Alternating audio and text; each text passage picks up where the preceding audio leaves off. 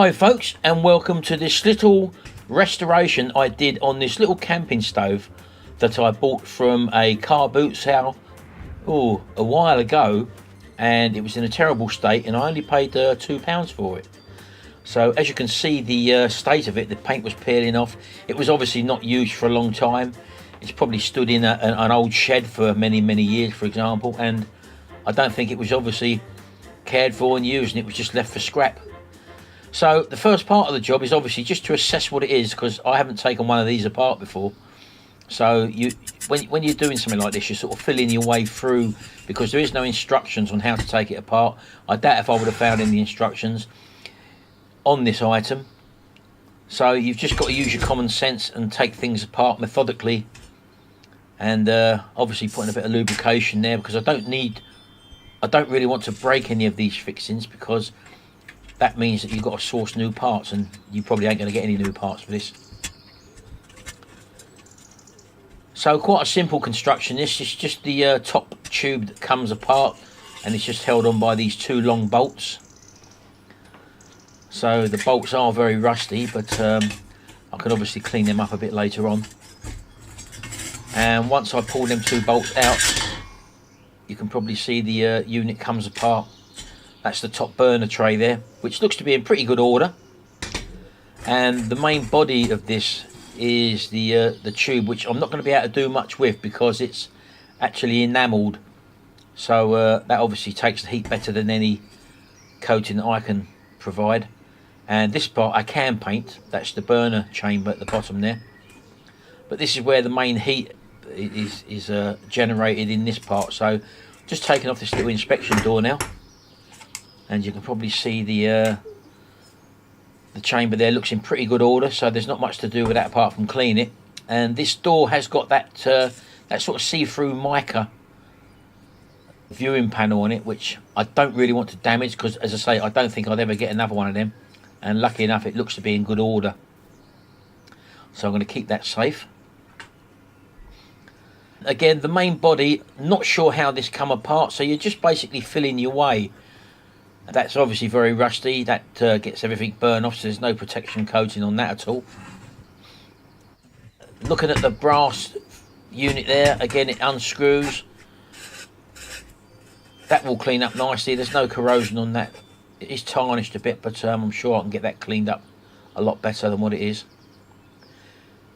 There is some sort of sealing washer there, and this obviously looks like the wick. Now again, I didn't want to damage this because I'm not too sure exactly if you can get them, and as you can see, it sits in the paraffin bath in the actual main body of the unit. So someone has left some paraffin in there. Looks like pink paraffin. And nice to see the wick mechanism is still working correctly. That moves the wick up and down.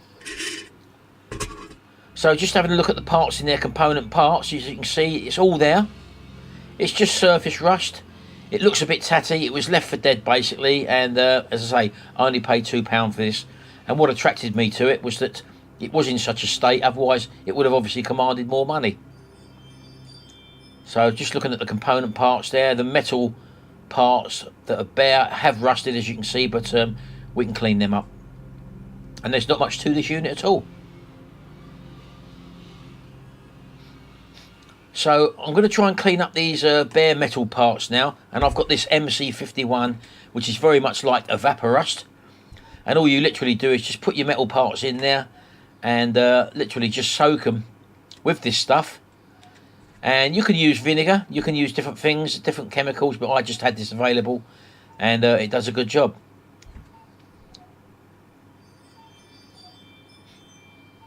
So now to turn my attention to the main body of the unit. Now I'm sticking this rag in here because I don't want to get any grit in there from the media blaster that I'm going to put this in to get rid of the paint. I have got one, so I might as well use it. You can do this with a chemical paint stripper, but as I've got a media blaster, it makes things ever so much better because it removes all the rust as well. You could sand it down with sandpaper as well, but I'm just having to seal everything up so that the tank doesn't get damaged inside and leave all that grit inside.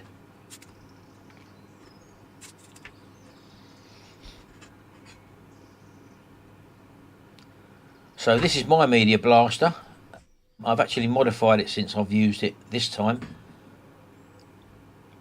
because it did get kind of cloudy inside, as you'll probably see in a minute, and I've got a better extraction system now. But I love sandblasting or media blasting. I use aluminium oxide in my unit. I have used powdered glass before. I found it okay, but I found it breaks down too quickly, where the aluminium oxide tends to last a lot longer. And as you can see, it does a good job of not only removing the paint, but taking it back to a perfect finish, removing all the rust deposits that are on there as well.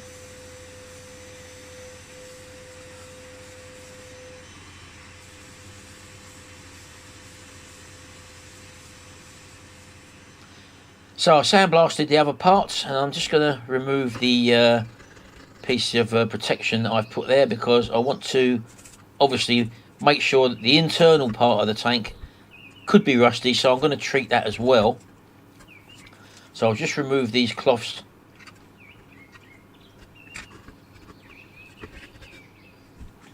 Just make sure there's nothing in there. And as you can see, the surface is lovely and clean there now, but there's a bit of paint still left on the spout, as you can see. So I'll deal with that. And literally, that's how easily it comes off. With a little bit of sandpaper, you can see how quickly that paint comes off there. So this would have been very easy to rub down with sandpaper, but because there were so many different angles and creases, sandblasting cabinet done a perfect job.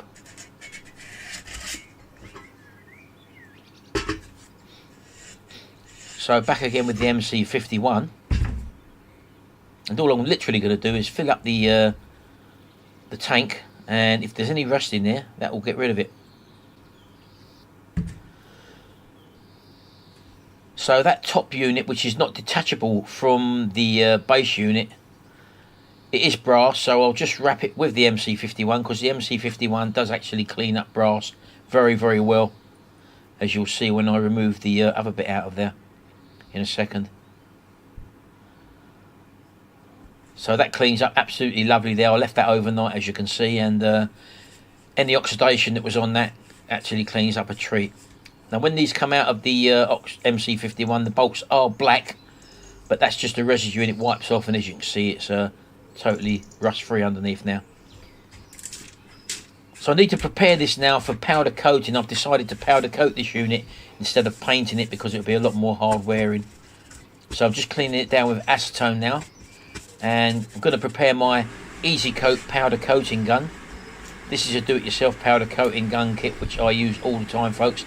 I have got videos on my channel on this setup if you're interested, and there's links in the description below as well. So I've gone for a marine blue, which is pretty similar to the colour that was on there originally. And as you can see, my little powder coating setup doesn't use any electrical boxes or connections at all. It uses static electricity, and I'm holding the bar at the top there, and that means I'm making a connection for the positive powder to stick to the part. And again, this is my homemade powder coating oven out of a filing cabinet and an old cooker that I made.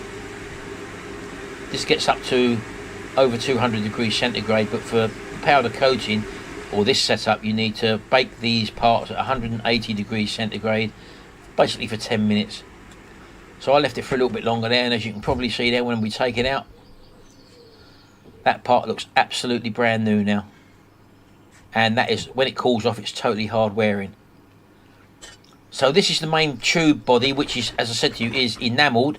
I couldn't actually do anything with this and provide a better coating than a heat coating, so I left it as it was, and lucky enough it was in good condition. And obviously the top piece I could spray, because that was just a painted part. And there you go, it was actually in good condition, so I was lucky there. And I'm going to use this high temperature 800 degrees centigrade paint just to paint these other parts there, the door, the burner, and obviously the bottom part, which doesn't get really too hot. And this will just ensure that they basically don't go rusty.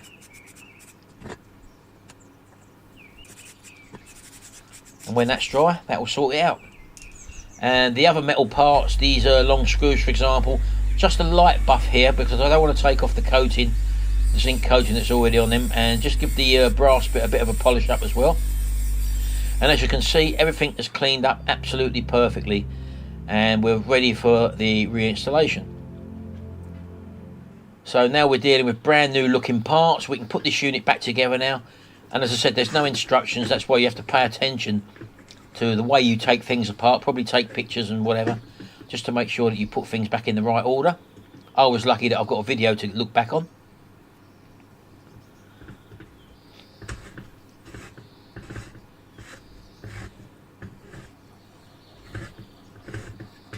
Just making sure that the candle or the wick goes up and down as it should do. And there we go, there's that little piece of mica there, which has come up an absolute treat on the newly painted door, and we've got full visibility on that, so I'm well happy with the way that's turned out. And there you go, door opens perfectly, we've got good visibility. Now just to assemble the burner part. And now I've got to put them long screws back through the main body of the whole unit. And again, they just drop in. And 2 little nuts on the underside, that's all that holds them together. Simple engineering, folks. Nothing overcomplicated here. That's the way things used to be. Totally serviceable, where you can strip it down and clean stuff. That's held on by 2 little lugs with a little quarter twist, and that locates the main tube to the base of the tank.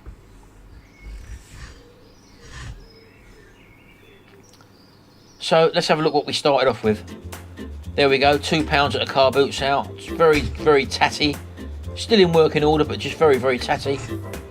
And after our little restoration on it, we've brought it back to a brand new looking unit again. And there we go, let's have another look at it.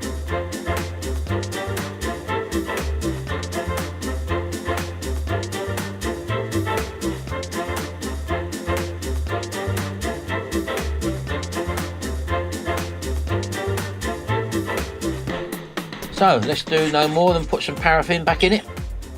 Give it a little test.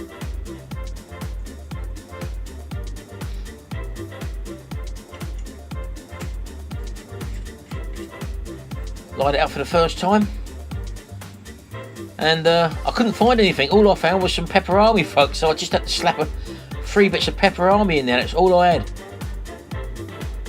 And there we go, look at that. What a lovely glow that gives off. Can't beat a natural flame, folks. Well, there you go. I hope you've enjoyed this video. Don't forget, check out my other videos as well, and we'll see you in the next video, and until then, bye for now.